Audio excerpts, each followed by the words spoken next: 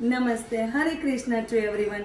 Friends, આજે આપણે બનાવીશું પેશન ફ્રૂટ મોહિતો, જે ટેસ્ટમાં ખૂબ જ સરસ લાગે છે અને બનાવવામાં તે ખૂબ જ સરળ છે. તો ચાલો આજે આપણે બનાવીએ પેશન ફ્રૂટ મોહિતો.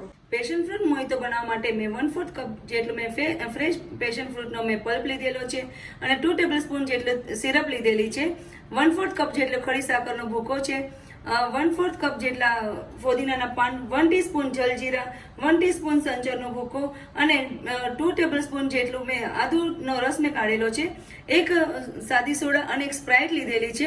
ત્યારબાદ આપણે પેશન ફ્રૂટનો પલ્પ, ફોદીનો, ખડી સાકરનો ભૂકો, આઈસ ક્યુબ, આદુ અને સંચર અને જલજીરા આ બધું જ આપણે મિક્સરમાં ક્રશ કરી લઈશું.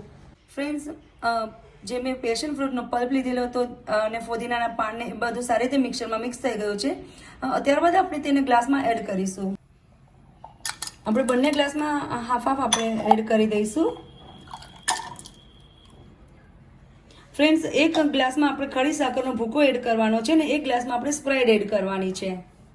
ફ્રેન્ડ્સ, એક ગ્લાસમાં મેં સાકર એડ કરેલી છે, એમાં આપણે સાદી સોડા એડ કરવાની છે. થોડીક સાદી સોડા એડ કરી અને એને સારી રીતે હલાવી લેવાનું છે. અને ત્યારબાદ આપણે ફરીથી આપણે એમાં એડ કરીશું સોડા. ત્યારબાદ આપણે એમાં ફરીથી સોડા એડ કરીશું અને એક ગ્લાસમાં આપણે સ્પ્રાઇટ એડ કરીશું, જેમાં આપણે સાકર કે કશું એડ કરવાનું નથી. એમાં પણ આપણે થોડી સોડા એડ કરી અને આપણે સારી રીતે એને હલાવી લઈશું અને ફરીથી પાછું આપણે એમાં સોડા એડ કરીશું, સ્પ્રાઇટ.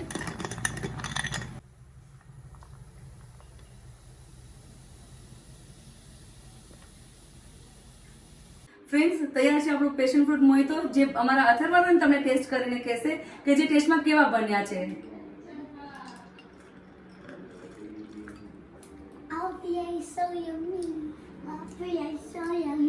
Thank you. ફ્રેન્ડ્સ, તમને મારી આ રેસીપી કેવી લાગે તે મને જરૂરથી જણાવજો અને મારી ચેનલને લાઈક, શેર અને સબસ્ક્રાઇબ કરવાનું ના ભૂલશો. Thank you.